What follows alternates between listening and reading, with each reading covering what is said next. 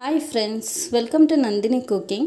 ಇವತ್ತು ರೆಸಿಪಿ ಬಂದು ನಾನು ಬೆಂಡೆಕಾಯಿಯಿಂದ ಲೇಡೀಸ್ ಫಿಂಗರಿಂದ ನಾನು ಗ್ರೇವಿ ಮಾಡೋದು ತೋರಿಸ್ತೀನಿ. ಇದು ಸೇಮ್ ಹೋಟೆಲ್ ಶೈಲಿಯಲ್ಲಿರುತ್ತೆ, ಡಾಬಾ ಶೈಲಿಯಲ್ಲಿ, ಹೋಟೆಲ್ ಶೈಲಿಯಲ್ಲಿ. ಬನ್ನಿ ಯಾವ ರೀತಿ ಅಂತ ಸ್ಟಾರ್ಟ್ ಮಾಡೋಣ. ಇದಕ್ಕೆ ಒಂದು 3 ಸ್ಪೂನಷ್ಟು ಎಣ್ಣೆ ಹಾಕ್ಕೊತಾ ಇದ್ದೀನಿ, ಜಾಸ್ತಿ ಎಣ್ಣೆ ಬೇಡ. ಇಲ್ಲಿ ತೊಗೊಂಡು ಒರೆಸಿ ಇಟ್ಟಿರೋದು. ಇದು ಒಂದು ಸ್ವಲ್ಪ ಉಪ್ಪು ಹಾಕೋಣ. ಉಪ್ಪು ಹಾಕ್ಕೊಂಡ್ರೆ ಲೋಳೆ ಎಲ್ಲ ಬೇಗ ಬಿಡುತ್ತೆ.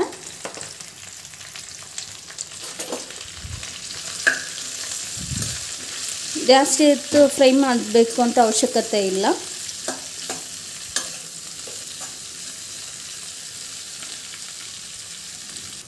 ಫ್ರೆಂಡ್ಸ್, ಇಷ್ಟಾಗಿದ್ದರೆ ಸಾಕು. ನೋಡಿ, ಹುರ್ಕೊಂಡಿರೋದು ಈ ರೀತಿಯಲ್ಲಿ ಹುರ್ಕೊಬೇಕು.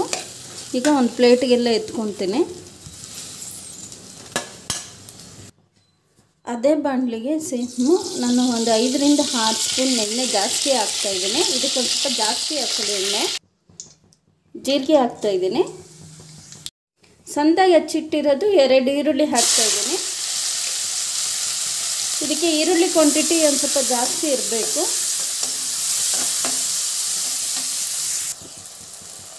ಸ್ವಲ್ಪ ಶುಂಠಿ ಬೆಳ್ಳುಳ್ಳಿ ಪೇಸ್ಟ್ ಹಾಕ್ತಾಯಿದ್ದೀನಿ, ಒಂದು ಅರ್ಧ ಸ್ಪೂನಷ್ಟು. ಎಲ್ಲ ಹಸಿ ವಾಸನೆ ಹೋಗೋವರೆಗೂ ಫ್ರೈ ಮಾಡ್ಕೊಳ್ಳಿ. 2 ಟೊಮೊಟೊ ಹಾಕ್ತಾಯಿದ್ದೀನಿ, ಸಣ್ಣದಾಗಿ ಹಚ್ಚಿಟ್ಟಿರೋದು. ಈಗ ಒಂದು ಅರ್ಧ ಸ್ಪೂನಷ್ಟು ಗರಂ ಮಸಾಲ ಹಾಕ್ತಾಯಿದ್ದೀನಿ. ಖಾರದ ಪುಡಿ 1 ಸ್ಪೂನ್ ಹಾಕ್ತಾಯಿದ್ದೀನಿ.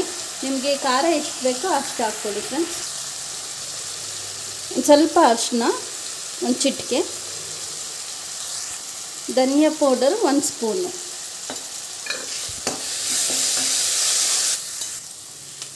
ಸ್ವಲ್ಪ ವಾಟರ್ನ ಆ್ಯಡ್ ಮಾಡ್ತೀನಿ. ನೋಡಿಕೊಂಡು ಒಂದು ಸ್ವಲ್ಪನೇ ಆ್ಯಡ್ ಮಾಡ್ಕೊಳ್ಳಿ. ಗ್ರೇವಿ ಯಾವ ರೀತಿ ಬೇಕು ಅಂತ. ಇದು ಒಂದು ಸ್ವಲ್ಪ ಗಟ್ಟಿಗೆ ಇದ್ದರೆ ಚೆನ್ನಾಗಿರುತ್ತೆ, ತುಂಬ ತೆಳ್ಳಗೂ ಮಾಡ್ಕೊಬಾರ್ದು. ಈಗ ರುಚಿಗೆ ತಕ್ಕಷ್ಟು ಉಪ್ಪು ಹಾಕ್ತಾಯಿದ್ದೀನಿ. ಫ್ರೆಂಡ್ಸ್, ಒಂದು ಸ್ವಲ್ಪ ಮೊಸರು ಹಾಕ್ತಾಯಿದ್ದೀನಿ. ಈ ಮೊಸರು ಹಾಕಿದ್ರೆ ಟೇಸ್ಟ್ ಚೆನ್ನಾಗಿರುತ್ತೆ.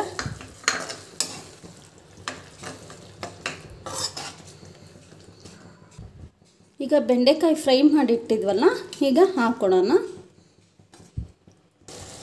ನೋಡಿ ಫ್ರೆಂಡ್ಸ್, ಇಷ್ಟಾಗಿದ್ದರೆ ಸಾಕು. ಈಗ ಆಫ್ ಮಾಡ್ಕೊಳ್ಳೋಣ.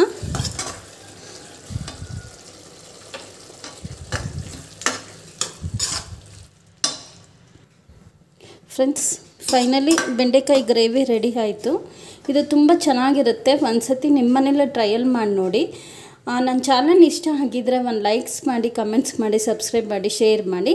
Thanks for watching my channel.